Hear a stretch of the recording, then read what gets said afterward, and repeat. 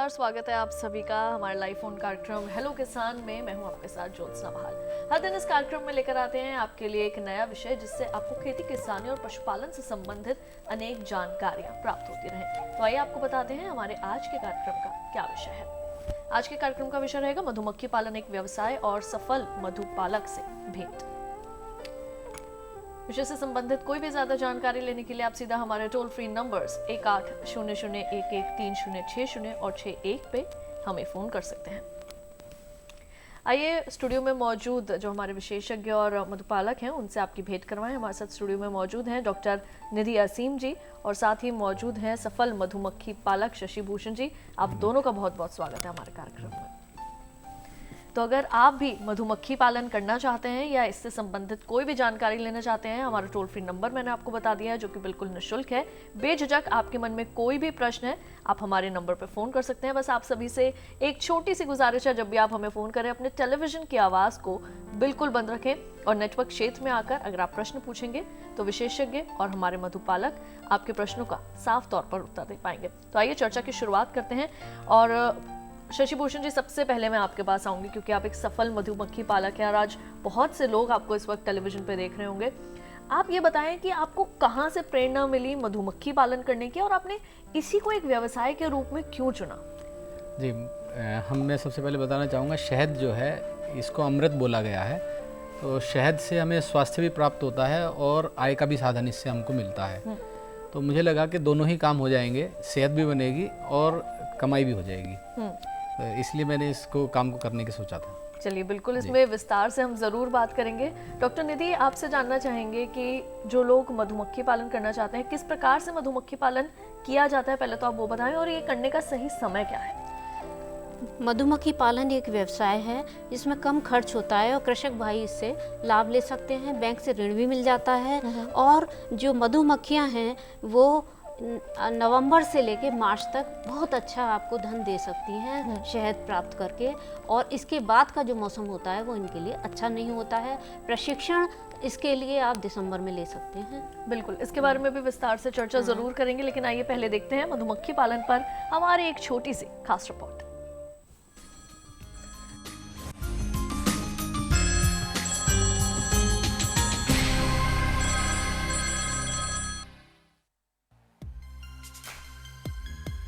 मधुमक्खी पालन कृषि से जुड़ा एक व्यवसाय है जिसमें कम लागत और अधिक मुनाफा है। मधुमक्खी पालन एक लघु व्यवसाय है जिससे शहद एवं मोम प्राप्त होता है। यह एक ऐसा व्यवसाय है जो ग्रामीण क्षेत्रों के विकास का पर्याय बनता जा रहा है।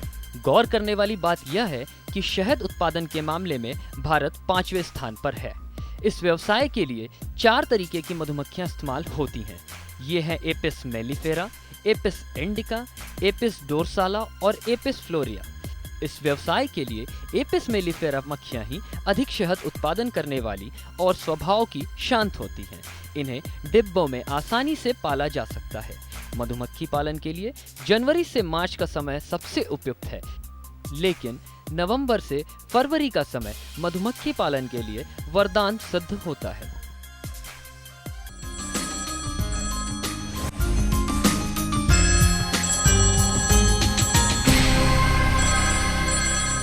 ब्रेक के बाद आपने अभी देखी हमारी एक छोटी सी खास रिपोर्ट और आइए जानते हैं मधुमक्खी पालन पर कुछ और जानकारी। लेकिन उससे पहले हमारे साथ भरत भाई गुजरात से फोन लाइन पर जुड़ चुके हैं।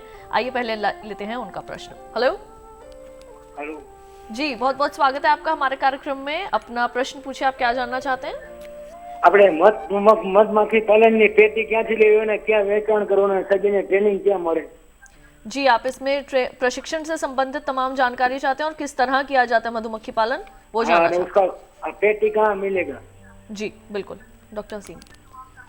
मधुमक्खी पालन के लिए आप प्रशिक्षण के लिए भारतीय अनुसंधान परिषद पूसा नई दिल्ली में आप प्रशिक्षण ले सकते हैं। इसके अलावा आप एरिया अगस्त क्रांति मार्ग हौज खास नई दिल्ली में भी प्रशिक्षण है। निर्देशक उद्यान विभाग कृषि पंत भवन जयपुर राजस्थान में है।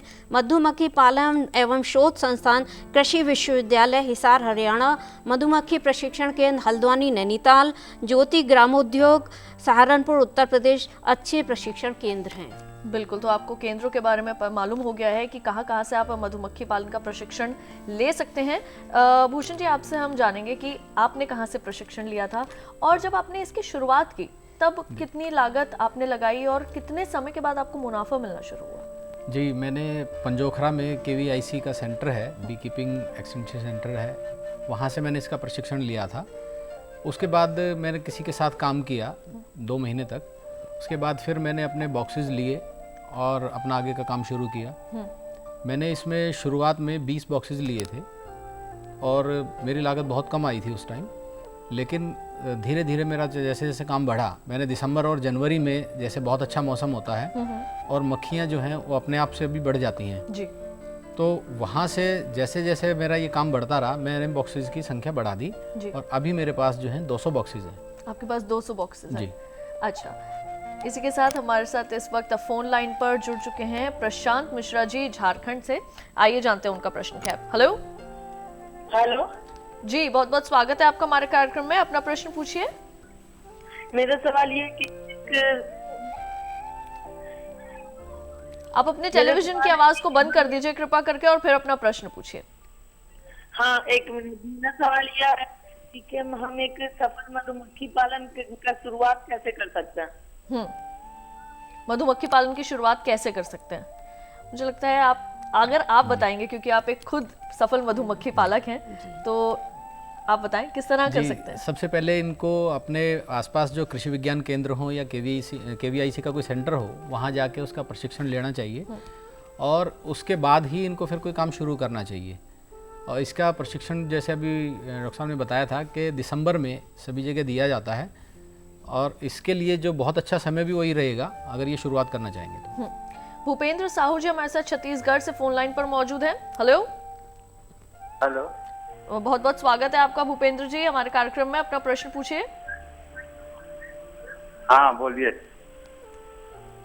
अपने टेलीविजन की आवाज को बंद कर दीजिए और फिर प्रश्न पूछिए। हाँ, ठीक है जी, क्या जानना चाहते हैं? हाँ, मैं छत्तीसगढ़ से पूछना चाहता था जी। कि छत्तीसगढ़ में बड़ौदा प्रशिक्षण केंद्र कहाँ मिलेगा मधुमक्खी पालन के लिए? जी, प्रशिक्षण कहाँ मिलेगा छत्तीसगढ़ में, उसके बारे में आप जानकारी लेना चाहते हैं? बिल्कुल डॉक्टर सिंह। छत्तीसगढ़ आप निर्देशक उद्यान विभाग कृषि पंत भवन जयपुर राजस्थान में ले सकते हैं। इसके अलावा कृषि विज्ञान केंद्रों में भी इसका प्रशिक्षण दिया जाता है। तो छत्तीसगढ़ में जो आपके में कृषि विज्ञान केंद्र है वहाँ जाकर आप संपर्क करें, या उद्यान आपका DHO ऑफिस है वहाँ पर जाके संपर्क करें, वहाँ भी इसके प्रशिक्षण दिए जाते हैं।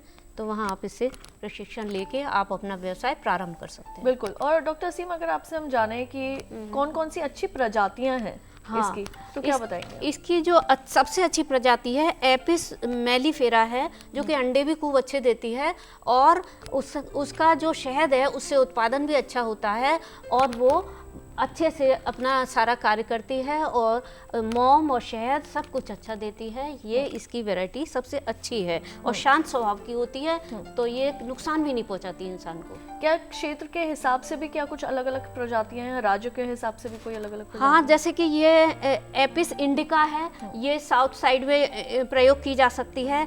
एपिस डोरीसाला है, ये गुजरात साइड में इसका आप पाल सकते हैं, ऐसा है। बिल्कुल। वहीं भूषण जी, आपके पास कौन सी प्रजातियों की मधुमक्खी है? जी, एपिस मेलिफेरा। और कितने समय पहले आपने ये शुरू किया था अपना व्यवसाय? जी, मैंने ये 2013 में शुरू किया था और अभी मुझे इसमें 4 साल हो गए। और आज आपको कैसा लग रहा है? अपने कुछ एक्सपीरियंस आप बताएं। जी, जब मैंने इसको शुरू किया था, जैसे मैंने बताया, अभी मैंने 20 बॉक्सेस से इसको शुरू किया था। तो शुरुआत में ऐसा लगता था शायद बहुत मुश्किल काम है, हो नहीं पाएगा, मधुमक्खी से डर भी लगता था। लेकिन धीरे धीरे जैसे हम इसको करते गए, हमारे साथ फ्रेंडली रहती हैं। अभी डॉक्टर साहब ने बताया बहुत शांत रहती हैं ये इटालियन। तो मेलिफेरा के साथ काम करने में कोई दिक्कत नहीं आती। इसका प्रोडक्शन बहुत अच्छा है, इसका स्वभाव जो है वो बहुत शांत है, इसलिए हमको इसके साथ काम करने में कोई दिक्कत नहीं है। भूपेंद्र जी हमारे साथ गुजरात से इस वक्त फोन लाइन पर मौजूद हैं। हेलो। Hello sir. जी भूपेंद्र जी, स्वागत है आपका। अपना प्रश्न पूछ सकते हैं। क्या जानना चाहते हैं आप? सर, मेरा यही प्रश्न है, बीज कहाँ से मिलेगा मधुमक्खी के लिए? मधुमक्खी का बीज कहाँ से मिलेगा, आप ये जानना चाहते हैं? गुजरात में कहाँ से बात कर रहे हैं आप? कैसा तापमान में रह सकता है? जी। गुजरात में कौन से क्षेत्र से बात कर रहे हैं? राजकोट से सर। राजकोट से बात कर रहे हैं, बिल्कुल जी। डॉक्टर सिंह, राजकोट में आपका जो कृषि विज्ञान केंद्र है वहाँ संपर्क कर सकते हैं, और जिला उद्यान अधिकारी के पास आप जाकर संपर्क कर सकते हैं। तो वो आपको बीज भी दिलवाएंगे और जानकारी भी दिलवाएंगे, ट्रेनिंग भी दिलवाएंगे कृषि विज्ञान की। वहीं अच्छा मधु, अच्छा शहद प्राप्त करने के लिए डॉक्टर सिंह क्या क्या कार्य जो हैं वो करने होते हैं हमारे मधुपालकों को? उसके लिए थोड़ा विस्तार से जानेंगे। अच्छा कार्य करने के लिए सबसे पहले तो मधुमक्खी के आसपास साफ सफाई बहुत बढ़िया रखनी चाहिए, कि कोई भी वायरल डिजीज है या कुछ भी है तो गंदगी होगी तो जल्दी फैलती है, तो साफ सफाई पहला रखें। इसके अलावा मधुमक्खी के कुछ दुश्मन होते हैं, जैसे चींटी, चैंटे, गिरगिट, छिपकली, चूहा और भालू जो होता है वो पूरी मधुमक्खी के छत्ते को भी खा जाता है। तो इन सब से हमें बचाव रखना होगा, तभी हम अपना मधुमक्खी पालन कर सकते हैं। पूरा शहद को पी जाएगा और पूरे डिब्बे को साफ कर देगा। भालू, जंगली भालू होते हैं, वो सब नुकसान पहुंचाते हैं, इनसे बचाव रखना जरूरी है। बिल्कुल। सुरेश जी हमारे साथ मौजूद हैं फोन लाइन पर महाराष्ट्र से। आइए जानते हैं उनके मन में क्या सवाल है। हेलो। हेलो जी सुरेश जी, स्वागत है आपका हमारे कार्यक्रम में। आप अपना प्रश्न पूछिए। जी मैम, मैं ये पूछना चाहता था कि एक बॉक्स से आमतौर पर कितना शहद उत्पादित हो सकता है? अपना प्रश्न एक बार फिर से दोहराएं। हाँ मैम, एक बॉक्स से आमतौर पर कितना शहद जमा होता है? बिल्कुल, एक बॉक्स से आमतौर पर कितना शहद जो है वो मिल सकता है? जी हाँ जी मैम। जी, एक सीजन में हम एक बॉक्स से 20 से 25 किलो के करीब हम शायद इससे प्राप्त कर सकते हैं। तो बिल्कुल यहाँ पे सुरेश जी आपके प्रश्न का उत्तर मिल गया है और हम आशा करते हैं कि आपको इससे ज़रूर लाभ पहुंचेगा। वहीं भूषण जी आपके पास वापस आएंगे, जैसे कि आपने बताया आपके पास कौन सी प्रजातियों की मधुमक्खियाँ हैं, उनसे अच्छा शहद प्राप्त करने के लिए आप क्या क्या करते हैं? जब आपने प्रशिक्षण लिया था तब आपको क्या क्या बताया गया था कि क्या सावधानियां बरतनी है, किस तरह से अच्छा उत्पादन ले सकते हैं? जी, सबसे पहले हमें जहाँ पर मधुमक्खी को ले जाना है, जो उसके बॉक्सेस को हमें रखना है, वहाँ हमें देखना है कि साफ़ सफाई हो, वहाँ किसी प्रकार का शोर शराबा ना हो, कोई फैक्ट्री ना हो, रेलवे लाइन वहाँ पर ना हो। तो उन सब चीज़ों को हमें सबसे पहले देखना होता है। साफ़ पानी की व्यवस्था वहाँ पर होनी चाहिए, और अगर ये सब नहीं है तो ठीक से मधुमक्खी काम नहीं कर पाती है।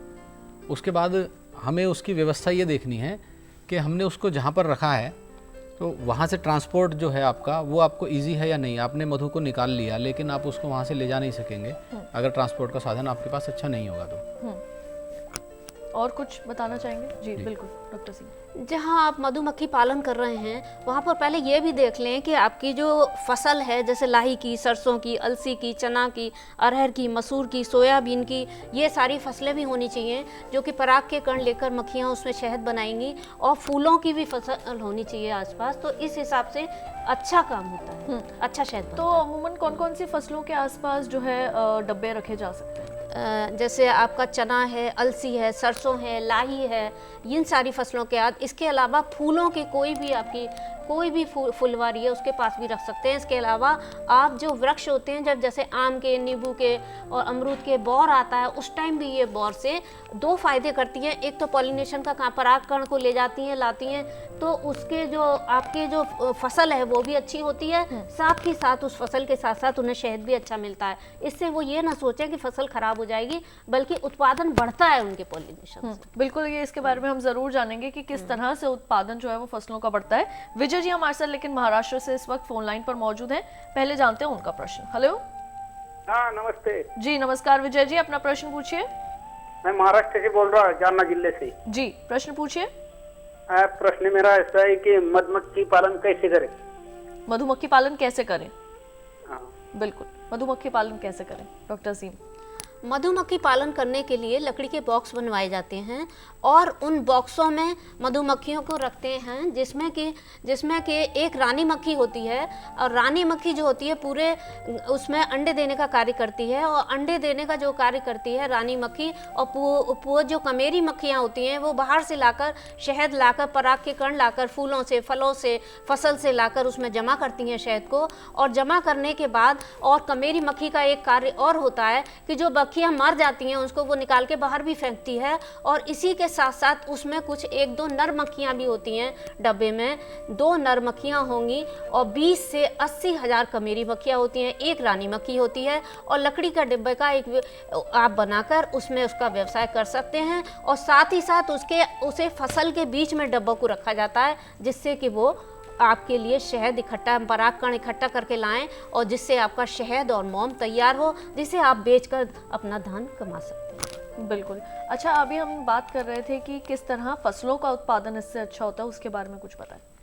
फसलों का उत्पादन अच्छा होने के लिए सबसे बड़ी बात ये होती है कि हमारे जो जीव होते हैं, कीट होते हैं, चाहे वो चिड़िया है, कोई भी है, या मधुमक्खी है, तो वो उड़ उड़ के एक दूसरे पर जाती है। तो एक नर प्लांट होता है, एक मादा होता है, तो दोनों का जो परागकण इधर से उधर लाके डलती है, तो उससे फिर वो पौधे की बढ़वार अच्छी होती है, और बढ़वार के साथ साथ उसका जो दाना होता है ज़्यादा बनता है, संख्या में ज़्यादा बनता है, फल ज़्यादा बनता है, वृक्षों में फूल ज़्यादा बनता है। तो ये काम हमारे ये मधुमक्खियाँ ही करती हैं। बिल्कुल। वहीं शशि जी, आप क्या बताएंगे इसके बारे में? आप कौन सी फसलों के आसपास जो है वो अपने डब्बे रखवाते हैं? जी, हम जैसे अभी अरहर आएगी, अभी तो सितंबर अरहर शुरू हो जाती है, उसके बाद फिर हम सरसों पे जाते हैं, सरसों के बाद लीची है, उसके बाद यूकलिप्टस आ जाता है, तो इन सब फसलों पे हम लोग जाते हैं। बिल्कुल। और इस चर्चा को बिल्कुल आगे जारी रखेंगे, लेकिन कार्यक्रम में यहाँ पर अभी एक वक्त हो चला है छोटे से ब्रेक का, लेकिन जो हमारी चर्चा है उसको हम बिल्कुल जारी रखेंगे। मधुमक्खी पालन से संबंधित तमाम जानकारियाँ आज हम आपको इस कार्यक्रम में देंगे। बने रहिए दूरदर्शन किसान पर, देखते रहिए हमारा लाइव फोन कार्यक्रम हेलो किसान।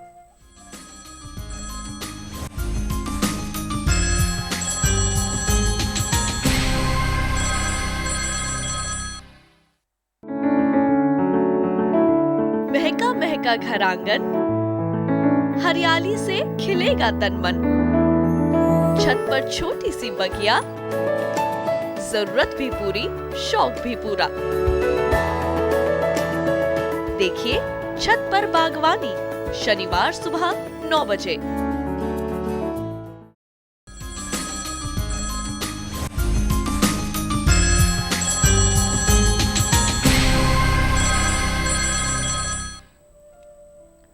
ब्रेक के बाद एक बार फिर आप सभी का स्वागत है हमारे लाइव फोन कार्यक्रम हेलो किसान में, जहां पे आज के कार्यक्रम का विषय है मधुमक्खी पालन एक व्यवसाय, और साथ ही आज हम आपकी भेंट करवा रहे हैं एक सफल मधुमक्खी पालक से। शशि भूषण जी हमारे साथ मौजूद हैं स्टूडियो में, और साथ ही मौजूद हैं डॉक्टर निधि असीम जी। मधुमक्खी पालन से संबंधित तमाम जानकारियाँ आज वो यहाँ पर दे रहे हैं। शशि भूषण जी भी जो है अपने जो एक्सपीरियंसेस हैं वो आप लोगों के साथ साझा कर रहे हैं। भूषण जी, आपके पास वापस आते हैं। किस तरह की आपकी स्थिति थी उस वक्त जब आपने इस व्यवसाय में कदम रखा? ऐसा आपने क्यों किया? मतलब कोई और व्यवसाय भी आप चुन सकते थे, मधुमक्खी पालन ही क्यों? और उससे पहले आप क्या करते थे? मधुमक्खी पालन से पहले हम लोग पिकल्स का काम हम लोग कर रहे थे, अचार का। तो उसमें हमको एक जिस तरह से सुबह मंडी में भागना पड़ता था, और उसमें कई बार मसाले कम और ज़्यादा हो जाते हैं, तो उसका एक्सपीरियंस जो था वो मेरा कोई बहुत अच्छा नहीं था। तो हमें किसी ने कहा था कि आप लोग अगर मधुमक्खी पालन करते हैं तो इससे आपकी आमदनी भी अच्छी हो जाएगी और आपको घर में भी खाने को मिलेगा। तो हमने इसकी ट्रेनिंग जो है वो जाकर ली, और उसके बाद जब इस काम को शुरू हमने किया तो दिनों दिन हमने देखा कि हमारी स्थिति जो है वो बदलती चली गई। हमने जिस तरह से इस काम को शुरू किया था, तो शुरू में हम लोग बाहर इसको बेच देते थे। ठीक है। उसके बाद हमने FSSAI लिया और अपने से पैकिंग इसकी करनी शुरू की। तो जब हमने इसको अपनी पैकिंग से करना शुरू किया तो उससे हमारी आमदनी और ज़्यादा बढ़ गई। किस तरह आप इसको प्रोसेस करते हैं? किस तरह इसकी पैकिंग की जाती है? जी, इसमें कोई बहुत ज़्यादा काम नहीं करना पड़ता है। इसमें अगर हम सील्ड हनी लेते हैं तो उसमें सिर्फ उसको सील्ड हनी जब हमने लिया तो मॉइस्चर लेवल उसका जो है वो मेंटेन रहता है। उसके बाद हमको उसको सिर्फ छानना होता है। ठीक है। उसको ठीक से उसको छानेंगे और बोतल में उसको पैक कर देंगे। बोतल हमें हमेशा इसमें कांच की ही लेनी चाहिए, प्लास्टिक का इसमें हमें इस्तेमाल नहीं करना चाहिए।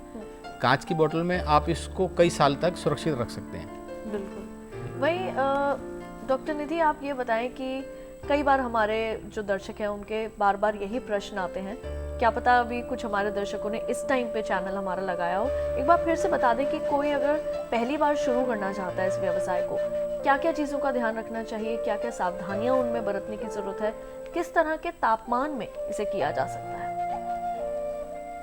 मधुमक्खी पालन एक ऐसा व्यवसाय है जो कि आपको रोजगार देता है और आपकी आय को भी दुगना कर सकता है। आय को दुगना कैसे करेगा कि इधर आपने फसल लगा रखी है, इधर आपने साथ में मधुमक्खी पालन कर रखा है, तो आप जो मल्टी काम करेंगे तो उनसे आपको दुगनी आय प्राप्त होगी। और ये जो दुगनी आय है, ये हमारे प्रधानमंत्री मोदी जी का भी नारा है कि आय को, किसान की आय को हमें दुगना करना है। तो दुगना आप तभी कर सकते हैं जबकि आपने अपनी फसल सरसों की लगा रखी है, लाई की लगा रखी है, सोयाबीन की लगा रखी है, कोई भी फसल लगा रखी है, और इसके अलावा आपके कोई जैसे बाग हैं, आम के बाग हैं, नींबू के बाग हैं, आपका आम का बौर आ रहा है, उस टाइम आपने अपने जो लकड़ी के बक्से, जो मधुमक्खी जिसमें पालन कर रहे हैं, उसमें 3 प्रकार की मधुमक्खियाँ होती हैं, रानी मक्खी, कमेरी मक्खी और नर मक्खी।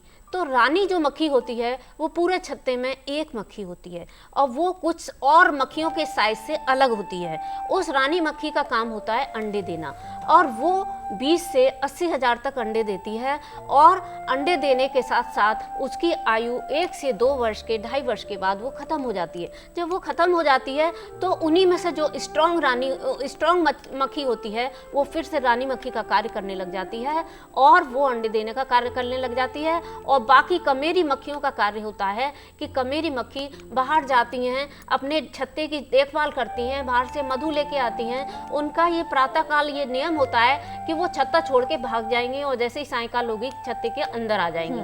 तो आपको ये, और उसमें मधुमक्खी पालने में उनका एक चौकीदार भी होता है जो कि ये छत्ते की निगरानी करता है कि कोई आकर उसको नुकसान न पहुंचाए।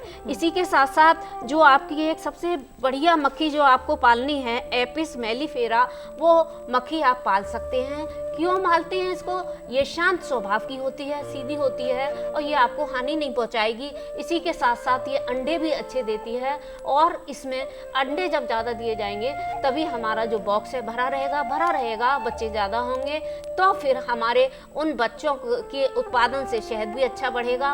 और इसी के साथ साथ कुछ कमेरी मक्खियों का ये काम भी होता है कि साफ सफाई रखती हैं। जैसे आसपास जो भी आपके कोई मर गया या कोई अंडा बच्चा, छोटा बच्चा, लार्वा कोई भी खत्म होता है, तो ये इतनी ज़्यादा इंटेलिजेंट होती हैं कि उस मक्खी को निकाल के बाहर फेंकाती हैं और छत्ते की सफाई रखती हैं। इसी के साथ साथ एक बहुत बड़ी बात ध्यान रखने की होती है कि जहाँ भी आप अपने डब्बे रख रहे हैं फसल के बीच में, उसके आसपास सफाई जरूर रखें। आसपास सफाई रखेंगे और शुद्ध पानी की व्यवस्था होगी तो सफाई से कोई भी वायरस बीमारी आपके आसपास नहीं भटकेगी, और नहीं भटकेगी तो मधुमक्खियां आपकी अच्छी तरह से विकसित होंगी, और विकसित होने के साथ साथ आपको अधिकतम लाभ देंगी। इसमें एक नुकसान जो पहुंचाता है वो है चींटी, चैंटा, गिरगिट, छपकली, चूहा, और इसी के साथ साथ भालू होता है। भालू इतना भयंकर होता है कि वो पूरे के पूरे छत्ते के शहद को भी खा जाता है, मधुमक्खी का उस पर कोई असर नहीं होता है और वो पूरे उसको नष्ट कर देता है। तो इस सब चीज का हमें ध्यान रखना चाहिए पालते समय, और हमें उसका शहद निकालने का, मोम निकालने का समय समय पर इसका हमें ध्यान रखना चाहिए, तभी हम अपना व्यवसाय अच्छा कर सकते हैं। और जो हमारा जो शहद है हमें उसको ड्रम में एकत्रित करते रहना चाहिए।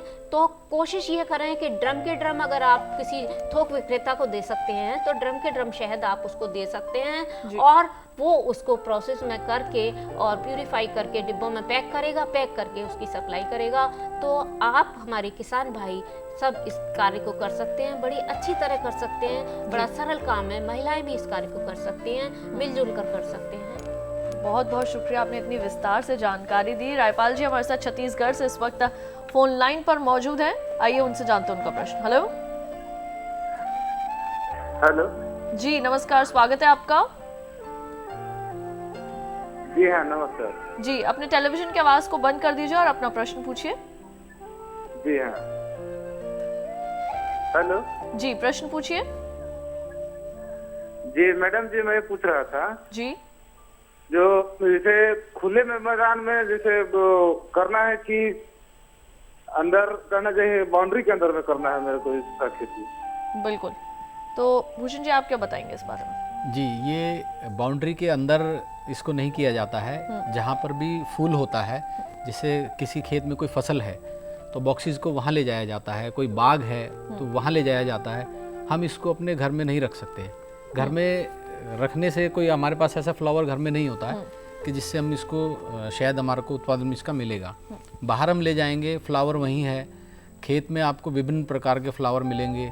खेती अलग अलग किस्म की होती है। जब सरसों की फसल आती है तो सरसों से हमें शहद प्राप्त होता है। उसके बाद फिर यूकेलिप्टस जिस तरह से आता है उस पर फूल आता है। जब जब फूल आएगा तो आपको बाहर ही जाना पड़ेगा। घर में हमारे इतने पौधे नहीं होते हैं कि हम उससे कोई उत्पादन ले सकें। बिल्कुल। वहीं डॉक्टर सिंह, बहुत ही एक महत्वपूर्ण प्रश्न हमारे बहुत से दर्शकों के मन में भी आ रहा होगा जो मधुमक्खी पालन करना चाहते हैं। माइग्रेशन की जैसे बात की शशि भूषण जी ने, कितनी बार इन्हें माइग्रेट करवाना होता है? क्या प्रोसेस होता है माइग्रेट करवाने का? क्या उसमें भी कोई अलग से लागत आती है? इसमें कोई लागत नहीं आती है।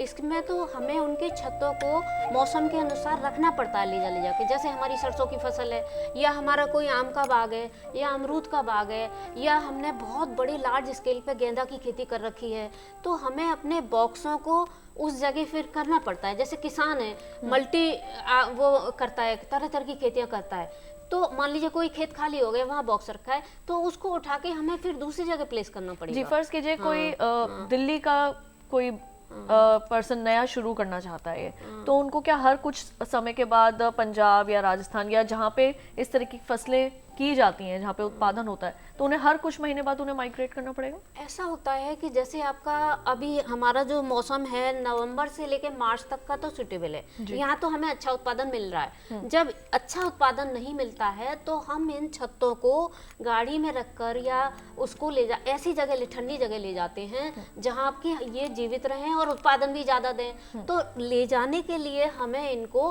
रात में ही ले जाना पड़ता है, रात के समय। हाँ, क्योंकि इनका ये नेचर होता है, इनको ये गॉड गिफ्ट होता है कि जैसे ही प्रातःकाल सुबह दिखाई दी तो ये उड़ने लग गई और सायंकाल हुआ तो अपने घोंसले में आ गई, वापस आ गई। तो ये हमें इसका विशेष ध्यान रखना होता है कि रात ही रात में हमें पहुंचाकर जहां आपका स्टॉपेज है, जहां जैसे आप शिमला पहुंच रहे हैं या कहीं पहुंच रहे हैं या नैनीताल पहुंच रहे हैं या किसी ऐसी ठंडी जगह पहुंच रहे हैं मई जून की गर्मियों में, वहां पर आपको अच्छा उत्पादन मिल सकता है, तो वहां ले जाएंगे तो आपको लाभ मिलेगा।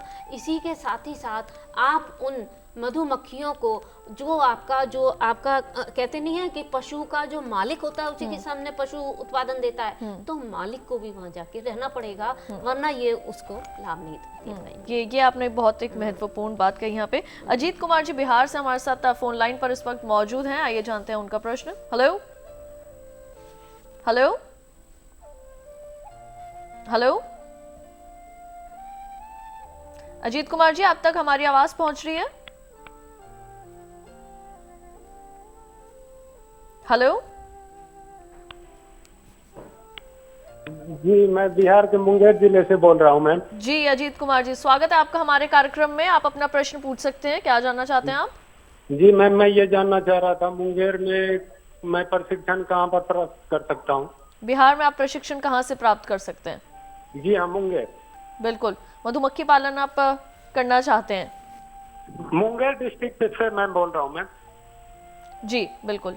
बिहार में कहाँ से प्रशिक्षण प्राप्त कर सकते हैं? या कृषि विज्ञान केंद्र? बिहार में कृषि विज्ञान केंद्र या जिला उद्यान अधिकारी के पास ही ऐसे प्रशिक्षण भी होते हैं और वो आपको प्रशिक्षण देके, जानकारी देके और सारे कार्य आपके करा सकते हैं। लगभग कितने दिन का प्रशिक्षण मिलता है इसमें? ये प्रशिक्षण 5 दिन से लेके और 8-8, 9-9 महीने तक के प्रशिक्षण होते हैं। तो इन प्रशिक्षणों में जब वो भाग लेते हैं तो वो पूरी एडवांस ट्रेनिंग जो कि आपकी 6-6 महीने, 8-8, 9-9 महीने तक होती है, तो उसमें उसका सब कुछ सिखाया जाता है कि कैसे आपको शहद लेना है, कौन सा अच्छी क्वालिटी का शहद है, कौन सा थोड़ा वैसा शहद है, कौन सा मोम अच्छा है। तो इस प्रकार से उसमें पूरी जानकारी दी जाती है लंबे प्रशिक्षण में। और इसी के साथ साथ जब वो पूरा प्रशिक्षण प्राप्त कर लेते हैं तो बैंक वाले उस जो कार्ड मिलता है, जो सर्टिफिकेट मिलता है, उसको देख के लोन भी देते हैं और लोन देकर फिर वो अपना व्यवसाय शुरू कर। बिल्कुल, इससे संबंधित तमाम जानकारी जरूर हासिल करते रहेंगे, लेकिन कार्यक्रम में वक्त तो चला है एक और छोटे से ब्रेक का। आप कहीं मत जाइए, देखते रहिए हमारा लाइव फोन कार्यक्रम हेलो किसान।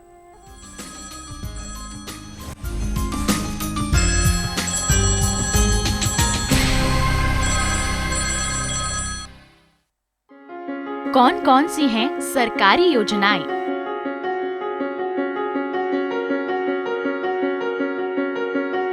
कैसे उठाएं इनका लाभ?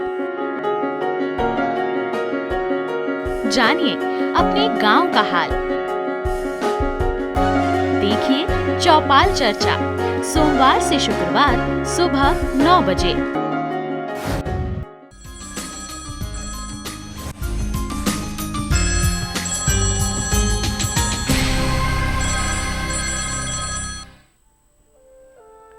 ब्रेक के बाद एक बार फिर आप सभी का स्वागत है हमारे लाइव फोन कार्यक्रम हेलो किसान में। और हमारे आज के कार्यक्रम का विषय है मधुमक्खी पालन एक व्यवसाय।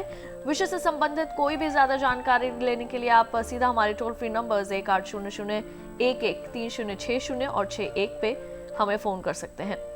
चिरंजी जी हमारे साथ मध्य प्रदेश से इस वक्त फोन लाइन पर मौजूद हैं। आइए जानते हैं उनका प्रश्न क्या है। हेलो जी सर। जी नमस्कार, स्वागत है आपका हमारे कार्यक्रम में। अपना प्रश्न पूछ सकते हैं, क्या जानना चाहते हैं? सर बहन जी, मेरा एक प्रश्न है। मैं छोटा किसान हूँ, मैं मधुमक्खी पालने की व्यवस्था करना चाहता हूँ जी। तो मुझे आपसे क्या सेवा मिल सकती है और मुझे क्या क्या करना है, ये आपसे मैं पूछना चाहता हूँ। बिल्कुल। क्या आप खेती करते हैं? जी सर। क्या आप खेती करते हैं? मैं कृषि करता हूँ। मेरे पास में धान, सोयाबीन, गेहूँ, मक्का, जी चना, मसूर, बटना ये बोता हूँ सर मैं। जी बिल्कुल। तो डॉक्टर असीम, आप क्या बताना चाहेंगे इस बारे में? ऐसा है कि जब आप मधुमक्खी पालन करना चाहते हैं तो कृषक भाई, आप मधुमक्खी पालन करने के लिए सबसे पहले प्रशिक्षण प्राप्त करें। तो प्रशिक्षण आप कहाँ से प्राप्त करेंगे? तो आप प्रशिक्षण भारतीय अनुसंधान परिषद पूसा रोड नई दिल्ली में प्रशिक्षण दिया जाता है। इसी के साथ बी इंस्टीट्यूट एरिया अगस्त क्रांति मार्ग में भी नई दिल्ली में प्रशिक्षण होता है। निर्देशक उद्यान विभाग कृषि पंथ जयपुर राजस्थान और ये जिला उद्यान अधिकारी के यहाँ प्रशिक्षण होता है। और इसी के साथ साथ मधु पालन प्रशिक्षण केंद्र हल्द्वानी नैनीताल में होता है। ज्योति ग्रामोद्योग सहारनपुर उत्तर प्रदेश में भी प्रशिक्षण होता है। तो इस प्रकार से आप प्रशिक्षण ले सकते हैं और प्रशिक्षण लेकर आप अपनी जानकारी प्राप्त कर सकते हैं। जी बिल्कुल। वहीं शशि भूषण जी आपके पास वापस आते हैं। आपसे हम जानना चाहेंगे कि आप इसको कितनी बार माइग्रेट करवाते हैं और कहाँ कहाँ इन्हें ले जाते हैं? क्या किसी तरीके की कोई दिक्कतें भी आपको आती हैं इसमें? जी, जब एक फसल पे अभी हम हैं, अभी हमने सितंबर में अगर अरहर पे आए और उसके बाद हमें जाना है सरसों पर, तो अगर आसपास सरसों नहीं है तो हमें उसके लिए माइग्रेट करना ही पड़ेगा, दूसरी जगह हमें जाना पड़ेगा। तो सरसों की जब तक फसल रहेगी तो उसमें 3 महीने हम वहाँ रहेंगे। उसके बाद नई जगह पे हमें जाना है तो उसके बाद फिर हमें माइग्रेट करना पड़ेगा। वैसे तो कोई इसमें बहुत कोई खास समस्या नहीं आती है, लेकिन ट्रांसपोर्ट के टाइम में क्योंकि एक लिमिटेड टाइम है हमारे पास। जी बिल्कुल। हमको जब मधुमक्खी शाम को वापस आ जाएंगी तभी हमको उसको वापस लेकर जाना है और सुबह होते होते वहाँ पर पहुँचना है। जी। कई बार ऐसा हो सकता है कोई ट्रैफिक मिल जाए, गाड़ी ख़राब हो जाए, इस तरह की दिक्कतें कई बार आ जाती हैं। और क्योंकि हमको दूर जाना पड़ता है, यदि हम दिल्ली में हैं दिसंबर जनवरी फरवरी हम दिल्ली में हैं, वहाँ सरसों की फसल है, उसके बाद हमको जाना है देहरादून लीची की फसल पे, तो लंबा डिस्टेंस हो जाता है। और रास्ते में अगर कोई गाड़ी की दिक्कत आ गई तो हम टाइम पर नहीं पहुँच पाते हैं। तो नहीं पहुँचते हैं तो फिर हमें रास्ते में कोई ऐसा देखना पड़ता है कि हम गाड़ी को वहाँ रोकें, मधुमक्खियों को वहाँ पर हम उतारें, उसके बाद हम अगले पड़ाव पर चलें। बिल्कुल। तो इस तरीके की कुछ दिक्कतों का भी इसमें सामना करना पड़ सकता है। जी बिल्कुल। धीरज जी हमारे साथ मध्य प्रदेश से फोन लाइन पर मौजूद हैं। हेलो हेलो धीरज जी, स्वागत है आपका हमारे कार्यक्रम में। आप अपना प्रश्न पूछिए। हेलो जी धीरज जी, स्वागत है आपका, अपना प्रश्न पूछिए। जी मैं एमपी से बोल रहा हूँ मैम। हमारे यहाँ ट्रेनिंग कहाँ पे उपलब्ध होगी? प्रश्न दोहराइए। हेलो, दोबारा प्रश्न पूछिए अपना। मैम एमपी से बात कर रहा हूँ जी। तो हमारे यहाँ पे ट्रेनिंग कहाँ उपलब्ध होगा? ट्रेनिंग कहाँ से होगी? बिल्कुल, ट्रेनिंग कहाँ से होगी मध्य प्रदेश में? एमपी में आप कृषि विज्ञान केंद्र जो भी आपके लगे हुए हैं या जिला उद्यान अधिकारी का जो ऑफिस है वहाँ से आप प्रशिक्षण प्राप्त कर सकते हैं। और जिला उद्योग अधिकारी है वहाँ पर भी आप प्रशिक्षण शहद का ले सकते हैं, मधुमक्खी पालन का। जी। शशि भूषण जी, जब आप अपनी मधुमक्खियों को माइग्रेट करते हैं तो उस दौरान आपको भी उस राज्य में, उस क्षेत्र में आपको रहना पड़ता होगा। जी। वहाँ के कैसे आपके अनुभव हैं, आप किस तरह से मैनेज करते हैं रहने के लिए? क्या कोई पहले से किसानों के साथ आप लोगों को टाई अप करना पड़ता है? जी, जब हमें अगली बार किसी फसल पर जाना है तो उससे पहले हमें उस क्षेत्र में जाना पड़ेगा। जिस किसी किसान के खेत में हमको बॉक्सेस को रखना है उनसे बात करनी पड़ेगी कि हम लोग मधुमक्खी को यहाँ पर रखना चाहते हैं। उसमें कई बार किसान लोग, उनके कई सवाल होते हैं, वो बोलते हैं कि भाई मधुमक्खी है काटेगी ये तो इसलिए वो रखने नहीं देते हैं। कई लोग बोलते हैं कि नहीं, ये अगर हमारी फसल का रस ये चूस जाएगी तो फिर हमें क्या मिलेगा, हमारी फसल अच्छी नहीं होगी। तो उनको समझाना पड़ता है, पर परागण की क्रिया जो है उसके बारे में उनको समझाना पड़ता है। तो वो कई बार छोटी मोटी दिक्कत आती हैं। और जहाँ तक रहने का सवाल है तो ज़्यादातर हिंदुस्तान में गांव के लोग बहुत अच्छे हैं, वो पूरा सहयोग करते हैं जी। वो रहने के लिए जगह भी देते हैं और आसपास उनके साथ कोई दिक्कत नहीं आती है। कई बार हम लोग रह रहे हैं, 4-4, 5-5 लोग होते हैं एक जगह पे, तो राशन की बड़ी दिक्कत होती है, लेकिन इस सब में गांव वाले बड़ा सहयोग करते हैं, पानी में, राशन में, और कोई बॉक्सेस को रात को कोई चोरी करके ना ले जाए, इसमें भी वो लोग बड़ा सहयोग करते हैं जी। तो उनका सहयोग अगर मिलता है तभी हम इस काम को बहुत अच्छे तरीके से कर पाते हैं। बिल्कुल। अनिल जी हिसार से हमारे साथ फोन लाइन पर मौजूद हैं इस वक्त। Hello hello hello Anil ji, स्वागत है आपका हमारे कार्यक्रम में। आप अपना प्रश्न पूछिए।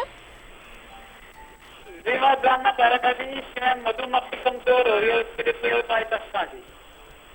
अपना प्रश्न एक बार फिर से दोहराएं। उत्पादन आपको अच्छा प्राप्त नहीं हो रहा है उससे? नहीं जी, मधुमक्खी कमजोर हो रही है जी। मधुमक्खी कमजोर हो रही है, बिल्कुल जी। क्या कुछ कारण हो सकते हैं इसके? ऐसा है किसान भाइयों, जैसे कि हम लोग मधुमक्खी पालन करते हैं और पालन करने के साथ ही हम लोग क्या करते हैं कि हमारी कोई फसल लग रही है, उसमें आपका फूल आ रहा है, फुलवारी आ रही है, या उसमें आपको लगा कि इसमें कोई रोग लग गया, तो उसमें ऐसी दवाओं का स्प्रे करें जिससे मधुमक्खी को नुकसान ना हो। आप ऐसे कीटनाशक प्रयोग करते हैं और मधु उस रस को चूसती है। जब रस को चूसती है तो वो दवा भी उसके साथ में जाती है, तो मधुमक्खी स्वस्थ नहीं रहेगी, बीमार पड़ेगी।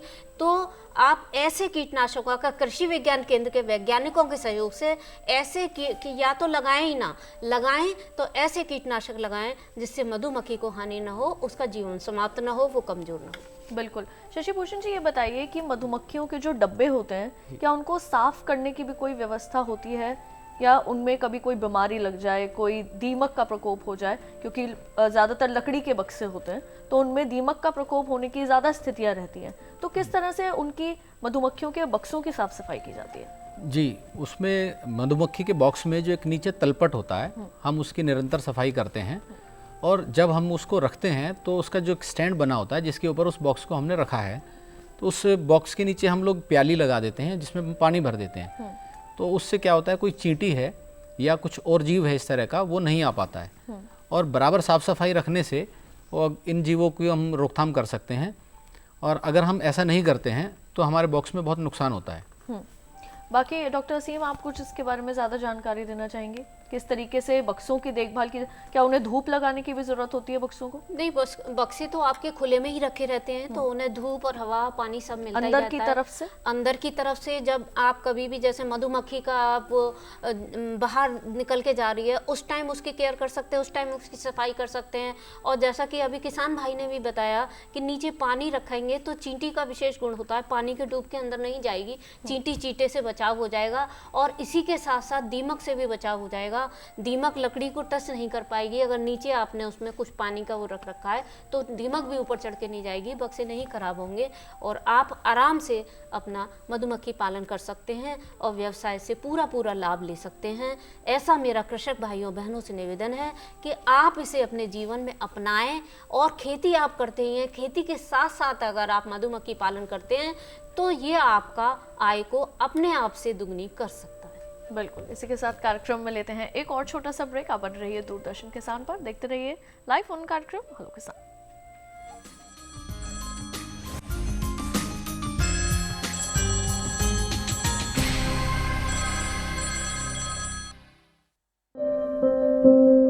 ये कामयाबी है अन्नदाता की।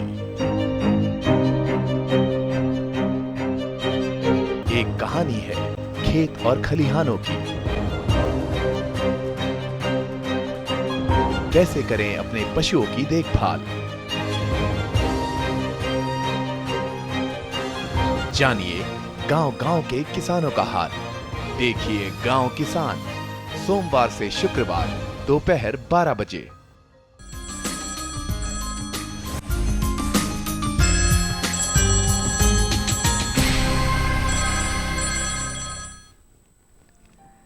ब्रेक के बाद एक बार फिर आप सभी का स्वागत है हमारे लाइव फोन कार्यक्रम हेलो किसान में। आपको एक बार फिर बता दें, हमारे आज के कार्यक्रम का विषय है मधुमक्खी पालन एक व्यवसाय। विषय से संबंधित कोई भी ज्यादा जानकारी के लिए आप हमारे टोल फ्री नंबर्स 1800113060 और 61 पे हमें फोन कर सकते हैं। राजेश जी हमारे साथ इस वक्त फोन लाइन पर मौजूद हैं महाराष्ट्र से। आइए जानते हैं उनका प्रश्न। हेलो हेलो हेलो हेलो जी राजेश जी, स्वागत है आपका और आपसे निवेदन है अपने टेलीविजन की आवाज को बंद कर दें और फिर अपना प्रश्न पूछें। हाँ, मेरा प्रश्न ऐसा है।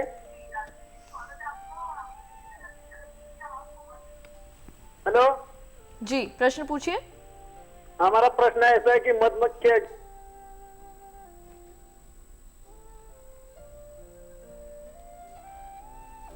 हेलो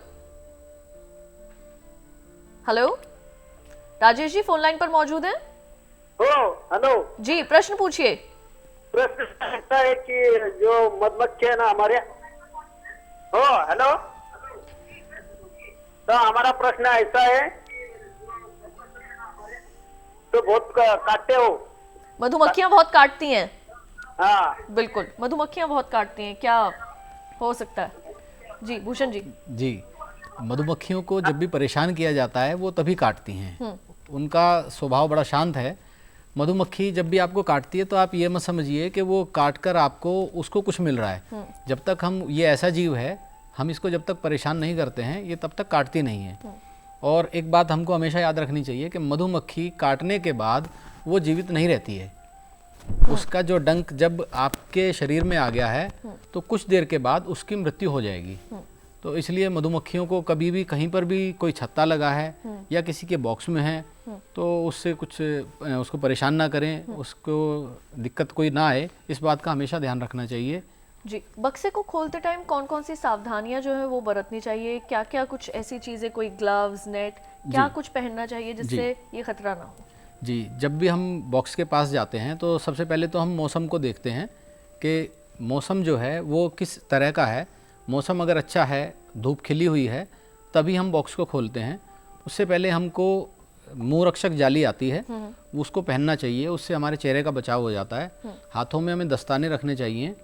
और धुआंकार आता है तो अगर हमें लगता है कि मधुमक्खी कुछ ज़्यादा शोर कर रही हैं, वो परेशान है, तो हम उस धुएं की सहायता से उनको शांत कर सकते हैं।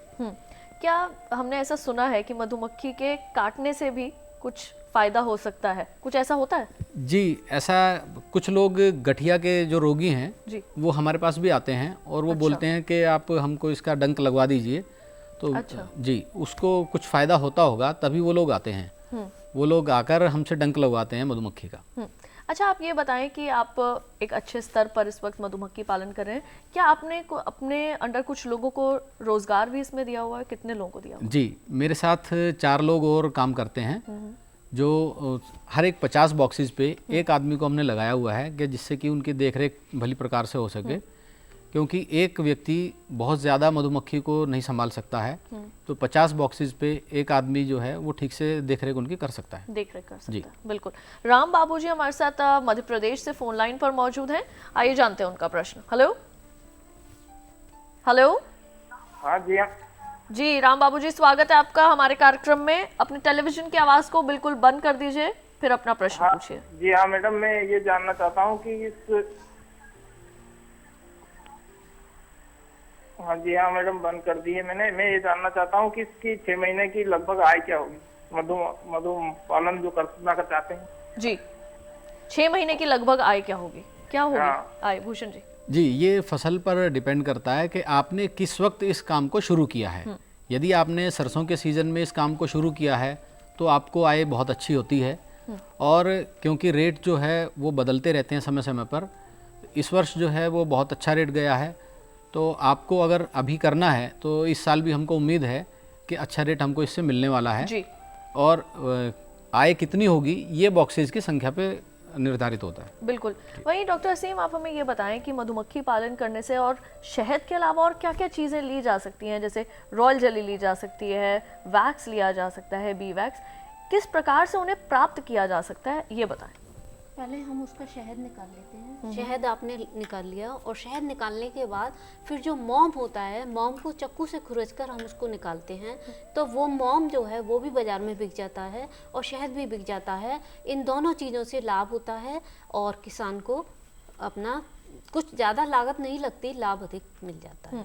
लेकिन भूषण जी, आप इसमें से और क्या क्या प्राप्त करते हैं शहद के अलावा, और किस तरह से ये प्राप्त किया जा सकता है? जी, हम इससे पराग, प्रोपोलिस और बी वेनम, जिसको हम मधुमक्खी का जहर भी बोलते हैं, और रॉयल जेली, ये सब हम इससे प्राप्त करते हैं।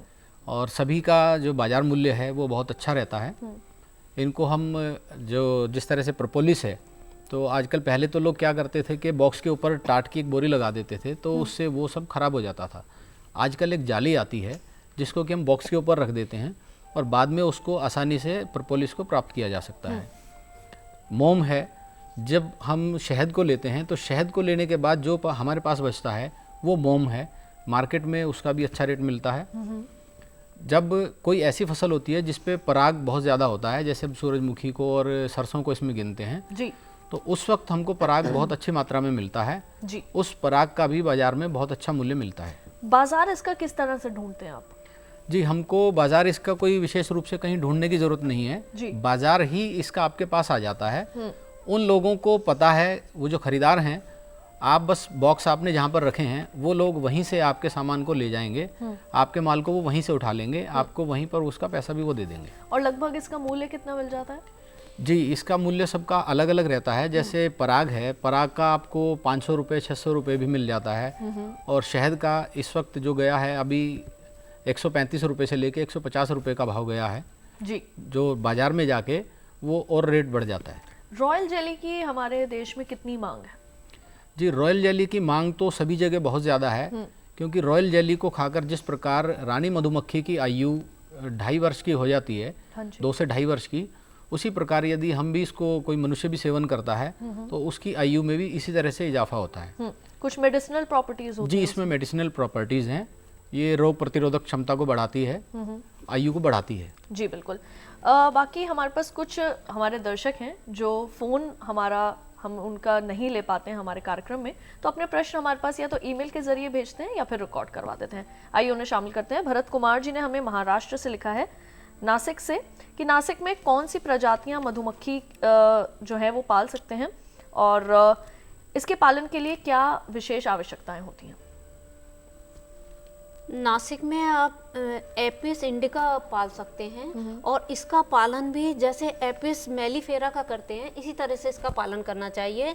और बॉक्स में बनाकर, हर बॉक्स का साइज एक सा ही होता है, वो चाहे मधुमक्खी पालन आप नासिक में करें चाहे उत्तर प्रदेश में करें, कहीं भी करें, बॉक्स साइज एक सेम होता है। और उसमें आपकी एक रानी मक्खी होती है और 20 से 80 हज़ार कमेरी मक्खियाँ होती हैं और 1 या 2 नर होते हैं, और ये ही हमारे मधुमक्खी पालन में सहयोग करते हैं। इसी के साथ साथ हमको मधुमक्खियों को बचाव करना पड़ता है कि इनको कोई बीमारी न लगे, इसके लिए इनके आसपास सफाई रखनी पड़ती है। इसी के साथ साथ इनके नीचे, हमें डिब्बों के नीचे थोड़ा पानी भी रखना पड़ता है जिससे चींटी घुस ना पाएँ।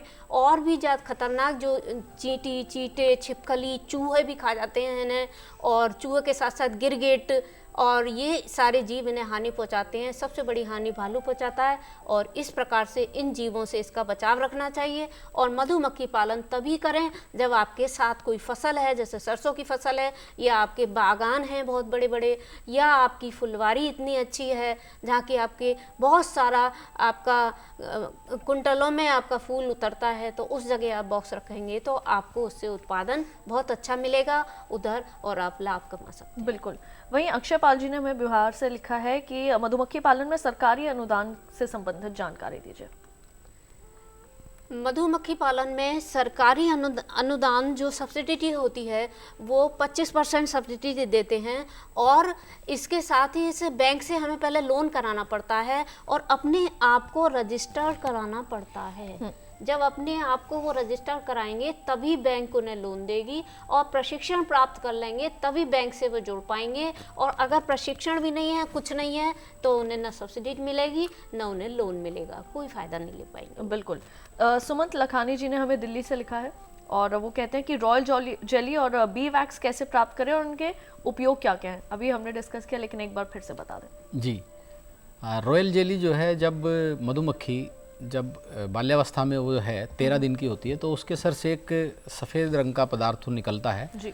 उसको हम रॉयल जेली कहते हैं जी। तो वो जो 3 दिन के बच्चे होते हैं तो उनको भी दिया जाता है, और रानी मधुमक्खी भी उसी को लेती है जी। और मेडिसिनल प्रॉपर्टीज़ जो हैं इसकी काफ़ी हैं। और दूसरा आपने कहा कि मोम, तो मोम काफ़ी दवाइयों में इस्तेमाल होता है, बहुत सारी दवाइयाँ आयुर्वेद में इसकी बनाई जाती हैं जी। मार्केट में इसका मूल्य भी अच्छा मिल जाता है जी। वहीं हमारे साथ फोन लाइन पर खुशवंत सिंह जी पंजाब से जुड़ चुके हैं। आइए जानते हैं उनका प्रश्न। हेलो हेलो हेलो जी, खुशवंत सिंह जी, स्वागत है आपका हमारे कार्यक्रम में। अपना प्रश्न पूछिए। हाँ जी मैडम जी। हेलो जी, प्रश्न पूछिए।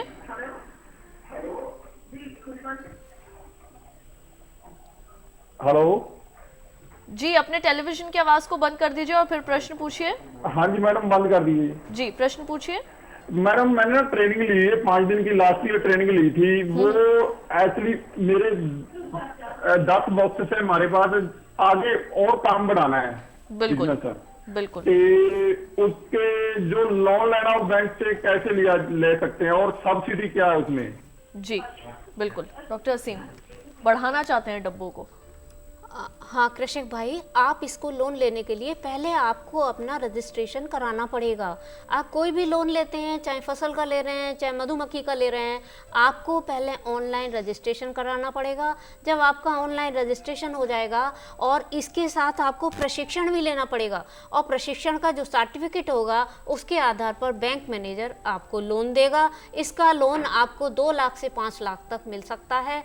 बहरहाल आपका प्रशिक्षण लंबे अच्छी जगह का प्रशिक्षण है, और कम से कम नहीं तो वो 50 दिन से लेकर 6 महीने तक का प्रशिक्षण, 9 महीने तक का है, तभी आपको इतना बड़ा लोन दिया जा सकता। बिल्कुल। और आप लोग आए यहाँ पर और इतनी अच्छी जानकारी दी हमारे दर्शकों को, उसके लिए आपका बहुत बहुत शुक्रिया। Thank you. तो आज के कार्यक्रम में हमने जाना किस तरह से आप कर सकते हैं मधुमक्खी पालन, कैसे एक व्यवसाय के रूप में ये लाभकारी आपके लिए हो सकता है। आइए आपको बता दें हमारे कल के कार्यक्रम का क्या विषय रहेगा। हमारे कल के कार्यक्रम का विषय रहेगा शुष्क क्षेत्रों में बागवानी और पॉली हाउस में सब्जियों की खेती। विषय से संबंधित अगर आपके मन में कोई प्रश्न है तो आप हमें ईमेल कर सकते हैं। हमारा ईमेल आईडी है hellokisan2015@gmail.com। फेसबुक पर जुड़ने के लिए आप फेसबुक पर जाएं और हिंदी में टाइप करें हेलो किसान। विषय से संबंधित कोई प्रश्न आप वहां पर लिख सकते हैं। साथ ही हमारे दूरदर्शन किसान का कॉल सेंटर नंबर है 1800113060। सोमवार से शनिवार सुबह 6 बजे से रात 10 बजे तक आपके लिए उपलब्ध रहता है। तो आज के हमारे कार्यक्रम में इतना ही। मुझे दीजिए इजाजत। आप बने रहिए दूरदर्शन किसान पर। नमस्कार।